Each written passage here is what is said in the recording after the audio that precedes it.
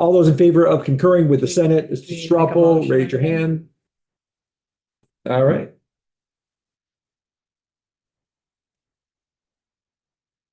All those opposing concurring with the Senate, raise their hands. We need the list back. But all you need to do is vote right now. Then I have no opinion. I don't have an option. All right, I guess I'll be a yes. Fine, I'm a yes too. The list will be in the policy as opposed to in statute. Perhaps. Right. 10-0. All right. Thank you, everybody. All right, we'll turn it over to Legislative Council to walk us through a side-by-side, and I don't have the page open, but I assume it's posted. Are we moving on to 9:55? We are. I saw it. So Beth St. James, Office of Legislative Counsel, just a few things to set excuse me. Set expectations. Excuse me.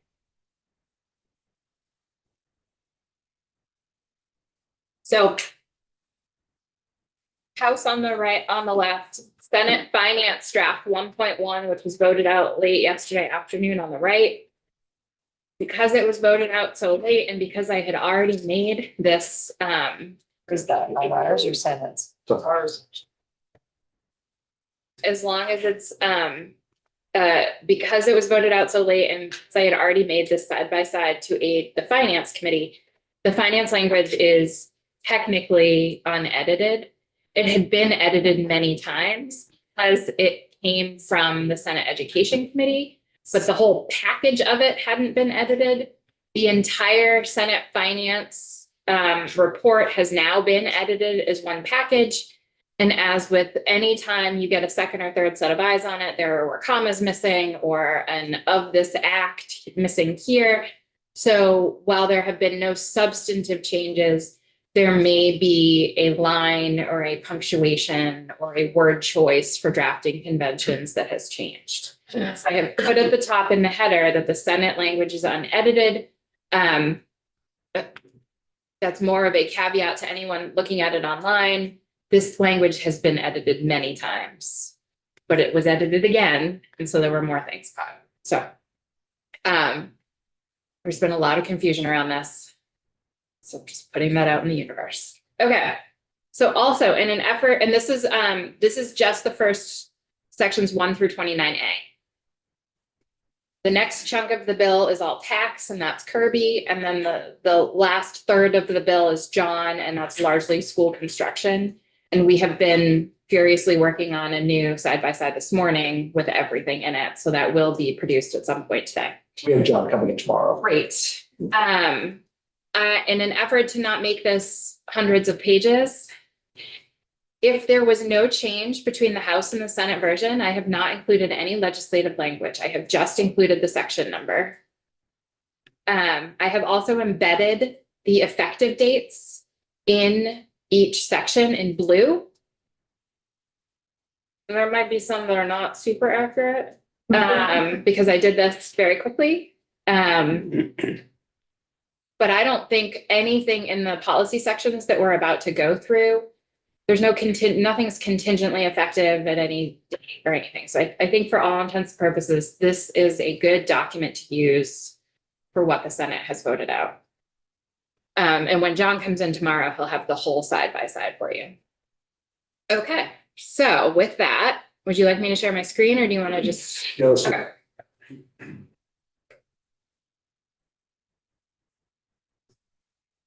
Okay, so yellow highlighting, we all know how good I am at highlighting. Yellow highlighting represents changes that the Senate made to the House language. So if there's language that the House had that the Senate didn't keep, there's no highlighting in the left-hand column. So section 1. As you go through this, by the way, you are welcome to point out, we've reviewed this previously. Just because I know some of this.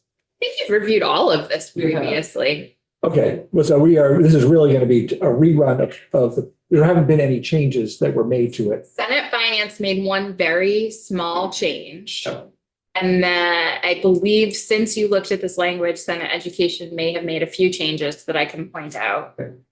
But I think largely you have already looked at all of this. Okay, I think it's fine to do it again, but, Okay. okay, but in general, we've already seen this once before. And we're seeing it again. I don't know, did you see the finding? I don't think you saw the findings before. So we did. Yeah, I great. gotta print it out right there. I printed it yesterday. We haven't done it yet. Oh, okay. All right, yeah, go ahead. I think this may be one of the things that the Senate, the education added after I was in walking through what they had been working on. We had the document, we just hadn't got through it. Right. So the Senate kept section 1 as legislative intent, but they also added findings. So subsection A is now findings. The first subdivision is implementation of school district consolidation under Act 46 resulted in the creation of larger SUs, supervisory districts, and unified union school districts, which have achieved measurable administrative efficiencies, including reductions in per pupil central office costs and the elimination of duplicative governance structures while maintaining or improving student opportunities in many regions. Regional high schools serving broader geographic areas provide expanded and more equitable access to academic programming, CTE, co-curricular opportunities, and specialized staff, which are often not sustainable at smaller scales. Research demonstrates that closing small elementary schools often yields limited or inconsistent cost savings once transportation, capital adjustments, and community impacts are considered and may negatively affect student outcomes and family engagement, particularly in rural areas.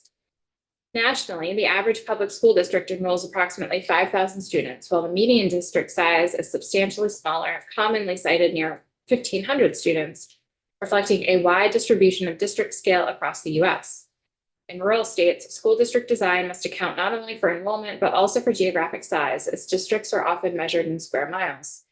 Larger geographic areas can present barriers to equitable access to educational opportunity, requiring careful balancing of efficiency, transportation time, community connection, and student access to high-quality programming. Approximately 40% of Vermont high school graduates enroll in a 2- or 4-year degree program. This outcome does not reflect a lack of academic engagement, but rather underscores the importance of ensuring that all students graduate with a clear and supported pathway, including high-quality CTE, workforce entry, or further education aligned with individual goals and regional economic needs. The Senate kept your 2 legislative intent subsections. They modified the first one slightly. Instead of saying to ensure each student is provided substantially equal educational opportunities, they have modified it to read to ensure each student is provided substantially equal opportunities for an excellent education. They made no changes to the second one, and they added a third. It is the intent of the General Assembly to create a statewide education system that encourages and supports local elementary schools, central middle schools, and comprehensive regional high schools that provide each student universal access to CTE. That local elementary, central middle, and comprehensive regional high schools is taken directly from Act 73 and was one of the criteria the task force was required to be considering.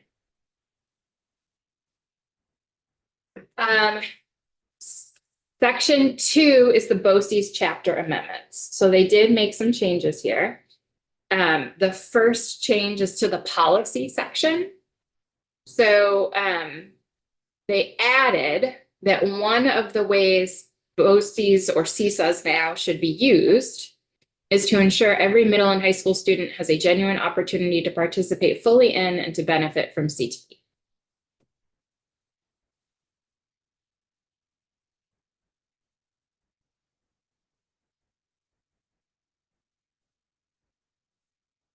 The next change is to the CSA membership. I think we can do this with words. We're going to get to a point where we cannot do it with words. Sorry, I have a question. Oh, yeah, go ahead, I'm sorry. So as I'm looking, just as we're going through, so I look at the words excellent education or excellent, we use excellent subjective, right? So I'm just thinking about that. Everyone deserves an education, and we're not saying bottom of the barrel, but think about as I look through define excellence and what does that mean? And are we able to meet that standard? Maybe it's small, maybe it's not. I just kind of wanted to bring it up because it just, I saw that. So I think you're going to see that term used a number of times through here, that the Senate put that in. It is in what we call intent language. So it's just sort of, it's just aspirational. According to your second point, you asked a question about that. Are we interpreting that as what we would normally say high quality? Close to excellent? I was taken back to the same way you were. And I don't really understand what they mean by excellent either. I kind of understand high quality because we talk about it. Guess I'm just laying it out there. Okay, it's, ultimately, we may need to get somebody in here to sort of explain the language. I'll be very upfront and frank when it sort of comes to intent language. I think it's mainly aspirational, and we can spend a lot of time wordsmithing high quality versus excellent, and but it kind of means that it's the same aspirations. Thank you. Okay, so Seesaw membership. The only change the Senate made, and this bill still has to go to Senate Appropriations this afternoon, so when I say the Senate made the changes, it's finance. The only change that was made was to the membership of the Champlain Valley North Seesaw. They added the Grand Isle Supervisory Union as a member and swapped it for Milton. So Milton is now a member of the Chittenden Central Seesaw, and it was formerly a member of the Champlain Valley North Seesaw and the House version. So they just flip-flopped those two memberships. On page 6, I've highlighted in the Senate column, Ludlow Mount Holly Unified Union School District. I think I just left that off. But that's the supervisory union it belongs to, so it should be there. So that wasn't really a change the Senate made. That was a catch I made of my own mistake. And no other changes to Seesaw membership. Moving on to what is required in the bylaws, the Senate included some language that requires the membership fees to be allocated according to the amount of services actually provided to each member SU.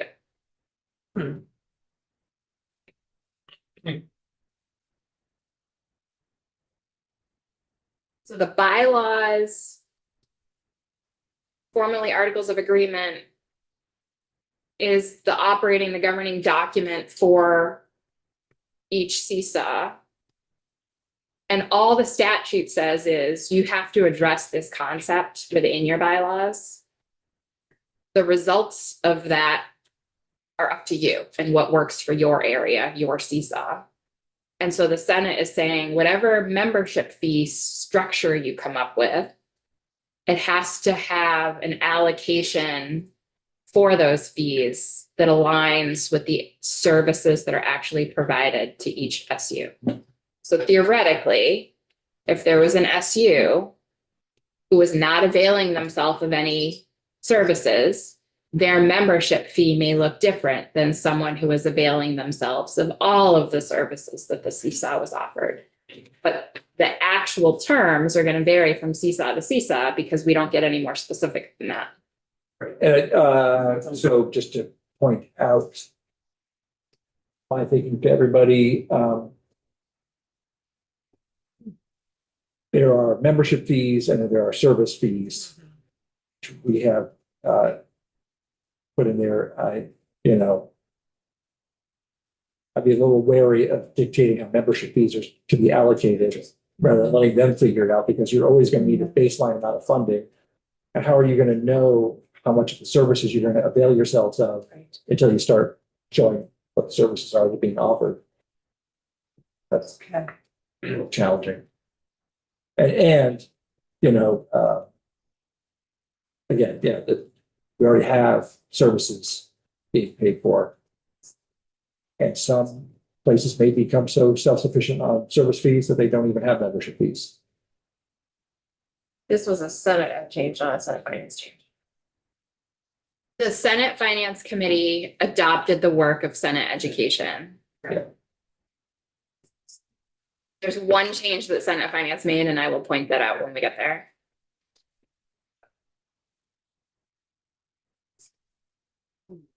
Well, before we turn the Yeah. page, are we saying some of us are not in agreement with adding that language? I'm saying I'm not in agreement with that language. I mean, I can- don't agree. Sort of live, you know, there's things we can live with and things Right. maybe we can't, but I'm just pointing that out as an area of potential disagreement. I would say I agree with the gut reaction just based on our current OCDs and how they operate and what they've done. I think it really gives up an opportunity for someone to a district to just sort of sit back and be like, I didn't want to participate in this anyway. So I'm not putting in any money and I'm not gonna show up and I'm not gonna use any services. And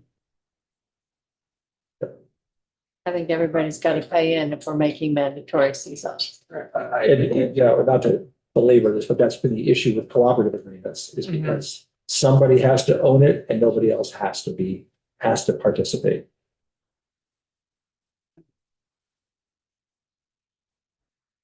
Okay, powers of seesaws. The Senate kept all of the House changes and then added a substantive change here that at a minimum, a seesaw is required to offer services in the following areas to its members when requested.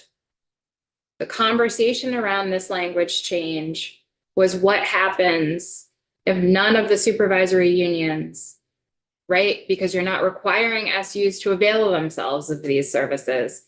What happens if no one ever wants any union school district creation, consultation, and facilitation? Does that then mean the seesaw has to have someone on contract and be paying for it when no one's actually using that service? And so the when requested was meant to get at that potential conflict between efficiencies, right? And just the fact that we don't know who's gonna avail themselves of what. No difference to the financing, budgeting, and accounting section. No difference to the annual report. No difference to the employment. So this is a really good example of when there was no difference. I just literally wrote no difference. I didn't include any of the language. The Senate added a brand new section to Chapter 10, for which the House had no similar provision, and that is the seesaw membership and adjustment proposal. This is a very scaled down, essentially charter change process. So the process goes, so you put membership in statute, which means only you can change it. So the process goes, the board of an SU that wants to change membership would vote. And if that vote was affirmative in withdrawing and joining a new one, then they would transmit the results of that board vote to the boards of both applicable seesaws, the one they want to leave and the one they want to join. Then each seesaw board, within 45 days of getting that information from the SU board, would hold an advisory vote on whether they think this is a good idea or not, whether they support this change. Then the supervisory union board would take the results of their vote, the results of the seesaw advisory votes, the minutes for any of the public meetings around any of this, copies of warnings and notices for any of the public meetings around any of this, and the results of the votes. And they would send them to the Secretary of Education. And then the Secretary of Education is required to deliver all of that to the General Assembly. And then I borrowed subsection C directly from the charter change statute. The membership adjustment proposal shall become effective upon affirmative enactment of the proposal, either as proposed or as amended by the General Assembly.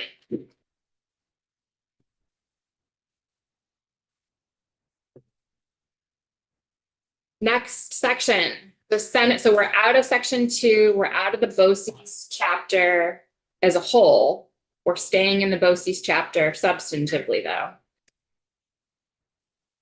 Check my understanding on what we just walked through. All of these votes are just among boards. It is not going to the there's no Correct. general town vote. Were versions of this with that. And we've streamlined it. Actually, I frankly appreciate, we did not put in a process. And as long as this Appreciate is not- putting a process. Going down to the next. How long do you see that process taking? I want to leave the CISA. I go through my process, but now we're maybe in the middle of the school year. So then, as far as budgeting season and A great question.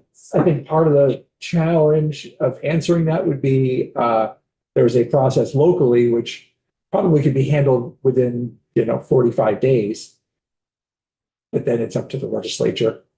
And who knows when it'll be taken up. It might be submitted in January, taken up end of May. Yeah. Year and a half later. yeah, okay. Okay, section 2A is new. The House had no similar provision. I mean, it's not, which is frankly a very good point.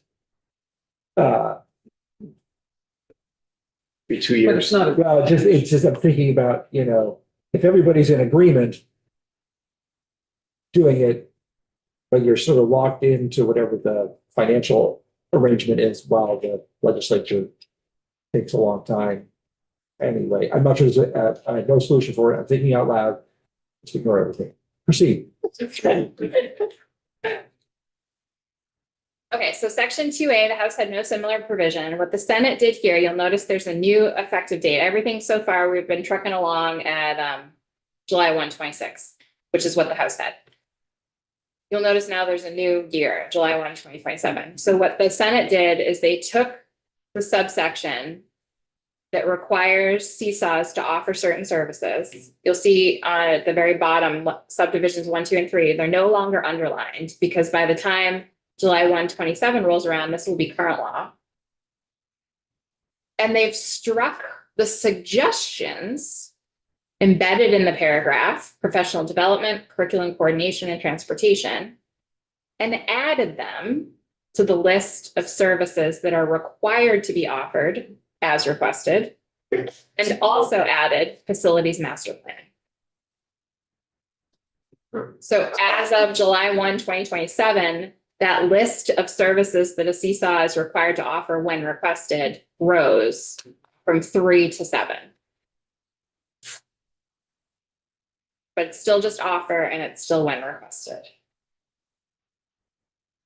Section 3, no difference. That's a repeal of the report back requirement to you all related to voluntary formation of CSAWs. Section 4 is the CSAW startup grant, no change. Sections 5 through 11 are all conforming amendments to various places in the VSAs where BOCES appeared, and we've changed that to CSAW. Senate made no changes. Section 12 is the CSAW transition, no changes. Section 13, union school district formation. There are some changes here, but you're going to see a lot of white and not a lot of yellow. So the first change is, if we go to page 15, looking at the criteria that a facilitator is required to use when grouping school districts together. The House had the aggregate ADM of the school districts forming the study committee needed to be a minimum of 2,000. The Senate changed that to 1,500. They had 1,000 at one point. Then they negotiated with themselves up to 1,500. They removed the requirement that school districts are required to be contiguous on the study committee. And then they kept the fact that school districts can be on different SUs. Subdivision 2 is the requirement that school districts actually participate in the study committees, and the Senate added a requirement that that participation needs to be in good faith. And that actually ties into some school construction language that we're going to look at with John tomorrow. But the one change finance made was later on in the final facilitators report. The report needs to include anyone who was a bad faith actor. Now, some part of legacy debt, I believe, is tied to, did you participate in good faith here? John will say it much more eloquently. And who makes that determination? The study Facilitator, the facilitator. And it's not, the way it's phrased is it's not necessarily a determination that you have participated in good faith. It's an identification of bad faith actors. Mm. Words. Okay. No changes to, being able to, oh wait, there is a change here that I didn't highlight.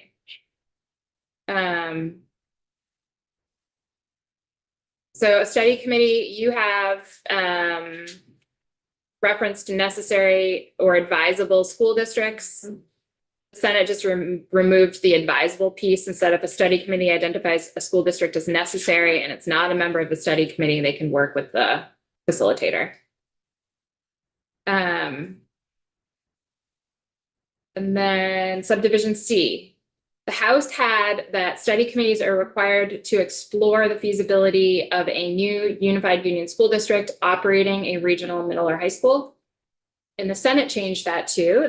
Study committees need to be exploring the advisability of the contemplated new unified union school district, providing for the education of its resident students through local elementary schools, central middle schools, and comprehensive regional high schools that provide each student with universal access to CTE. So just study the advisability and feasibility of it. It's not a requirement that each new union school district actually is able to do this.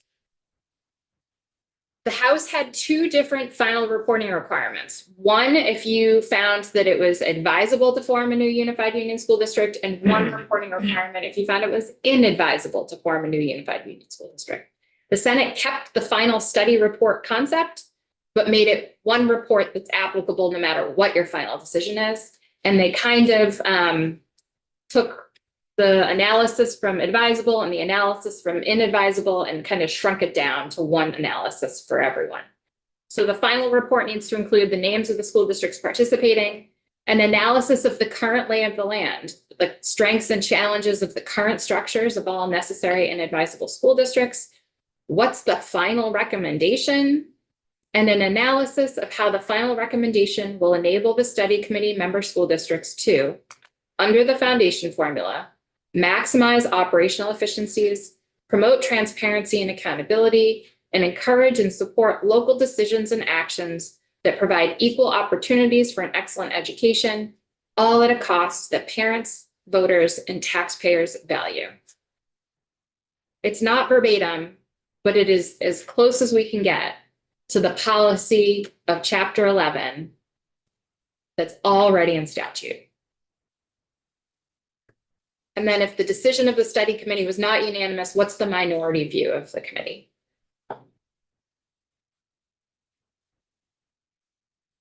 The Senate kept the call out that if you determine it's inadvisable, you can go on your merry way and decide to do whatever you want after that. The Senate added, I'm on page 17 now, the Senate added that each study committee is required to consult with area CTE directors and document such consultation and any recommendations made by the CTE director in the final report. And then the Senate made no further changes to the study committee process, school board review, secretary review, state board review and findings, or the vote process. And they also made no change to the status report that you all will be getting in February of next year. Here, section 14, these are our guidance groupings. I'm not even going to attempt to walk you through the language on this. I think the best way to see the differences between the House and the Senate is to look at the maps. Do you feel comfortable at all speaking to why changes were made? Sorry. So can I just briefly speak to, because I have looked through all of that, and I just want to say that our goals are to have a successful study committee that where the outcomes, I'm sharing my perspective, but I think it was our perspective, so that the outcomes achieved the goals of the law. And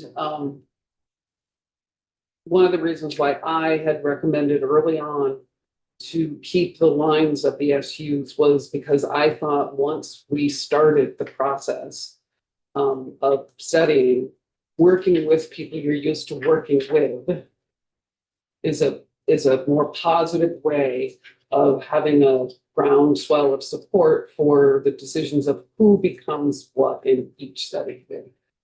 Because these are guidance and nothing more. And I've already had a bunch of feedback personally because my SU was broken up into 3 separate study groups. And that's already creating division before we even start study committees. So I just wanted to bring that up as a real challenge. When what we're trying to do is reach agreement on new governance models. And it's hard to start on it. So that was what I was trying to avoid from the very beginning, saying let's work together with those we're used to working together so we can start it at the ground level, then make the changes as needed. So I'm disappointed, that's all. I'm just sharing with the committee. And I think that as Kate made clear previously, this might be an area of disagreement. One easy thing I can point out in words is that you all had 21 groupings and the Senate took that down to 18.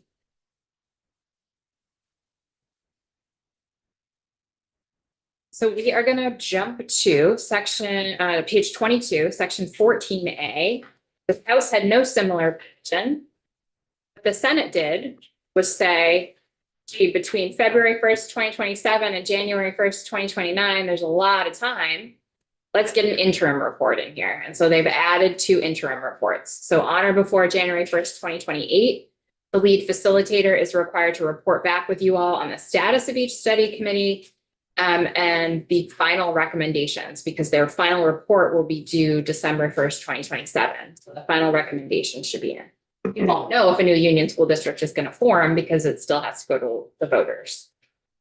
And then on or before January 1st, 2028, AOE is required to give you all a preliminary recommendation for any boundary adjustments that need to happen to SUs or CSAs based on the final recommendations of the study committees.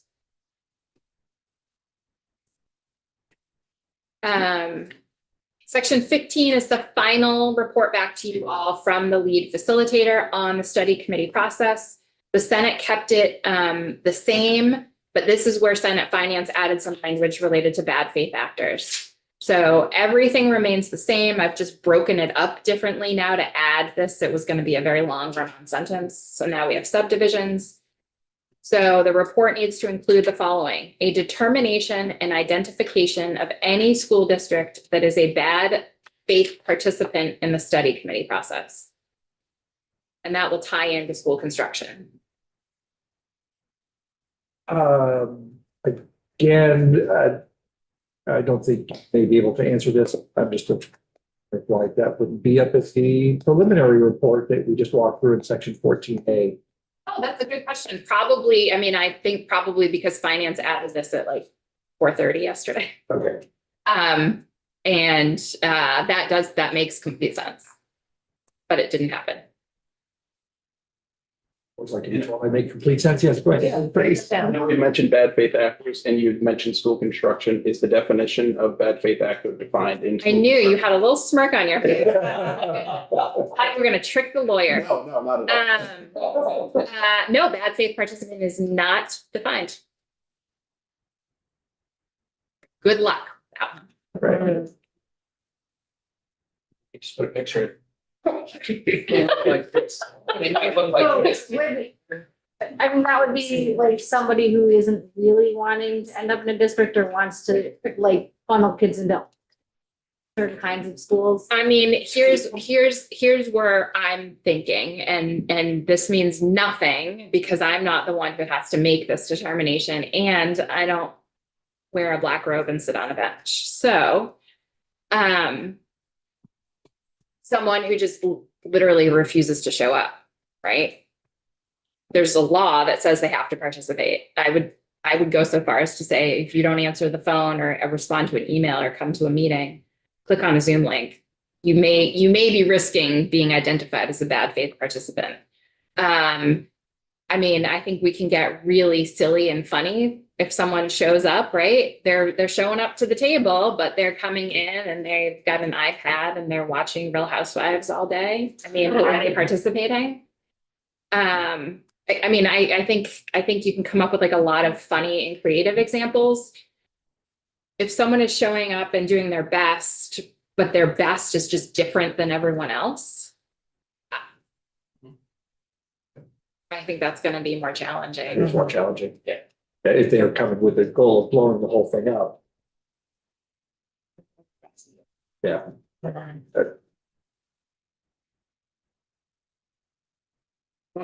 Maybe there were bad intentions, but it's that bad faith because they're Right. showing up and being clear. Anyway, okay. Okay, so no other changes to the final report back to you all. It just looks differently because I've split it up into different sections, subdivisions. Okay. No change to the final report back, section 16 related to SU and seesaw boundary adjustments. Once the dust has settled and you know the votes for any new school district formation. No change to section 17, which was a giant appropriation section, which had all of your appropriations that were allowable uses of the ed transformation money last year from Act 73. No change to the contingencies that the House passed for the foundation formula. And this is no longer accurate. Senate Finance did remove section 18A. I just haven't updated the, I will make sure that I update this for tomorrow. They did remove the calculator on the requested tax. That was a good idea. I was not in the room for any of that testimony. No change to any of the pre-K sections, so findings, intent, the reports, or the amendment that requires collection of the hours provided. No change to the requirement that tuitioning districts collect weighted student data at the time they're approving those tuition requests. No change to the special education funding intent section. Section 24, this is where the House passed language that would prohibit a school from requiring tuition or fees on top of what's allowed under law. The Senate struck that language and replaced it with intent language that reads, it is the intent of the General Assembly that under the foundation formula, no receiving school may charge individual families tuition in excess of the amount of tuition paid by a sending school district. So the same intent minus the fee part, this was but just intent language rather than putting it into statute. And I believe this is an area where I made a mistake with the effective date. I think this didn't take effect until the foundation formula took effect. Sorry, it's the same except that you can charge fees there. So like what kind of fees would those be? Well, before we do that, let's just be clear. The big overall change is that it's moved from basically a prohibition to an intent. So at this point, their proposal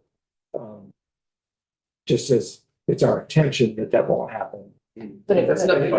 But maybe, so in a way to fulfill that intent at a later date, the legislature needs to choose whether it wants to follow its own intent or not. At which point the fee debate would definitely become something. So the Senate language is silent as to fees. But it's just intent language, so. Section 24A as passed by the House was the legislative intent language regarding the effective date for section 24. The Senate deleted that section. It was no longer applicable based on the change they made to section 24. Senate made no changes to the Union School District Study Committee budget change 50 grand to 500K for the amount of money that needs to go to the voters for approval for a study committee. No change to section 26 regarding the small and sparse schools rulemaking. Small changes to section 27, which is the inter-district budgeting rulemaking directive. The Senate added that the establishment of criteria for inter-district budgeting needs to be specific to the foundation formula. That was not in the House language. And pushed the date for those rules out from March 31st, 2027 to December 31st, 2028. And then you'll see that language anywhere you see language that talks about substantially equal education, the Senate has replaced it with opportunities and excellent education. No change to 27A, which was an amendment to the Reserve Fund Guidance Rulemaking Directive from Act 73. No change to your giant school transportation report. No change to the Student Profile Forum, which is the student weighting data form that's going to go out to students to get that weighting data for, especially for the tuitioning students. No change to the length of school day rulemaking, small and sparse schools. I'm going to suggest that you have John talk about this tomorrow when he's in. The Senate did make some changes here, and at this point in the session, I cannot explain that. I don't have enough details left. And then you all passed section 29A, where your definitions for section 11 for class size, average class size, class content area, full-time equivalent, school day, student, and teacher record. The Senate struck that and replaced it with their own section 29A, which is the class size minimum clock stoppage that was traveling in the miscellaneous bill as you all passed it. Now it's traveling as passed. The Senate pulled it out of the miscellaneous bill and put it in 955. They did not change the language related to, actually, that's not true. They did change it. So they kept the clock stoppage concept and they split it up into two subdivisions, one for public schools and one for independent schools. The issue with trying to treat both public schools and independent schools the same when it comes to this specific piece in just words is that there is an enforcement process built into statute for public schools, and the enforcement process for independent schools will be in rules that have not yet been developed. So for public schools, you all pass language that says a public school's failure to comply with class size minimum requirements shall not count towards the 3 consecutive school years of non-compliance that enables the secretary to recommend action to the state board. That's a description of the enforcement process in statute that we cannot make for independent schools. You all passed that language. And then your clock started when the rules were effective, or July 1, 2027, whichever came first. Right. The Senate said until the foundation formula takes effect. I just, logistically, we said that in the miscellaneous education bill, they struck it from that and replaced that with this. Then same concept for independent schools. And I really struggled with how to make this clear. So I started with a little bit of a preamble that says the State Board of Education is required to update the rules governing approval of independent schools, to create a process for review by the state board for failure to meet class size minimums, and then the corresponding enforcement actions the board can take for such noncompliance. The board is required to provide an approved independent school a substantially similar opportunity to come into compliance with class size minimums that it would provide to a public school. So it's really easy for public schools to say those 3 years. We've asked the state board to provide a substantially similar process, but because we don't have those rules yet, I felt uncomfortable saying that it's going to automatically be 3 years. So failure of an approved independent school that is eligible to receive public tuition to comply with minimum class size requirements shall not count towards any period of noncompliance as determined by state board rule. It may allow the state board to take action against the school until the foundation formula has been met. That's the same concept for both independent and public schools. We just don't know what the state board rules are going to say yet. So does this mean that enforcement doesn't take effect until the foundation formula is in, or that rulemaking doesn't start? Enforcement. It Okay, doesn't change the rulemaking requirement. so rulemaking can go on as envisioned, but then the enforcement part, okay. Similar to, the same as how public schools are treated in the Senate language. Yeah, no, I was asking for both. Yep. And then the last line of this section reads, an approved independent school that fails to comply with class size minimums shall remain eligible to receive public tuition prior to the foundation formula taking effect if it continues to meet all the other requirements. Because there is a requirement in statute that in order to be eligible for public tuition, you got to comply with class size minimums. So this is stopping the clock there too. And then the Senate added a new section to be 29B. There's no similar provision in the House, which amends, I think this is a great catch, and I wish I had caught it last year. This is the section 828 that is governs what type of educational programs a school district can pay tuition to. This is where it lists the criteria for all the things an approved independent school has to meet in order to be eligible. Last year, Act 73, which is current law now, required an independent and approved independent school to comply with the class size minimums. And the cross-reference to the law was the entire subdivision 9, which includes the enforcement process for public schools. So this change is saying they have to comply with class size minimum requirements only in subdivision A, which is the actual minimums themselves. And then the statute goes on to say there's a waiver process, and then there would be the rules that go over the enforcement process. So I think there was some confusion over whether the enforcement process for public schools, because it was swept in by referring to the entire subdivision, and here I'll show you what it looks like, would also automatically apply to independent schools. And where am I going? 165.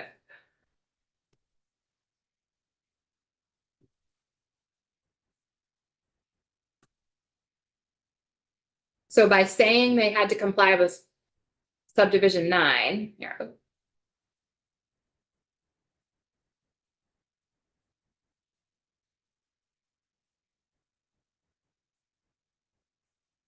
That includes A, the class size standards, which are the minimums themselves, and the exceptions, and the waiver process, and the state board action process. C and B are automatically swept in if you say you have to comply with the entire subdivision. So this amendment is saying you have to comply with only A, because B and C are applicable to public schools, and you've asked the state board previously to do rules for the independent schools. And that is it for the, I can't figure out how to get rid of this last page, but that's it for the education policy sections. You're gonna want John to walk you through the small and sparse schools change, and then tie in that bad faith actor piece when he talks through school construction. Thank you. We have you both scheduled at 11. Great, I'll be here. So I would just say to the committee, if you have questions from this, we will have an opportunity to ask those tomorrow as well. Anything though quick? Yes. It's gonna change again by the time we get here tonight. Yes, That's the plans, but I'll change by I tomorrow. think it's a good question that we don't know the answer to. Has other stuff. Yeah, appreciate that. Okay, everybody, floor is at 1. And